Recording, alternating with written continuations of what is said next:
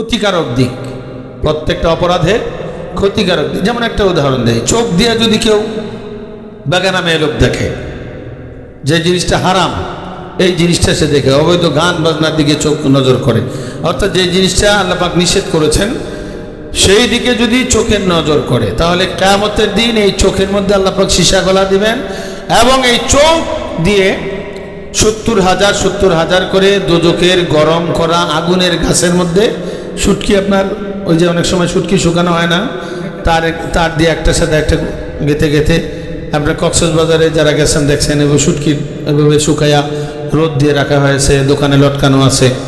এইভাবে 70,000 করে চোখের না শুকরি যারা করবে তাদেরকে একসঙ্গে আপনার আগুনের ডালের আগুনে গরম করা, যেই দিন থেকে দোজখ তৈরি হয়েছে সেই দিন থেকে জাহান্নামের আগুনে, দোজখের আগুনে সেই ডাল গরম হচ্ছে, সেই গরম ডালের ভিতর দিয়া 70,000 করে একসঙ্গে লটকানো হবে, গেঁথে ফেলা হবে। বলে নাউজুবিল্লাহ।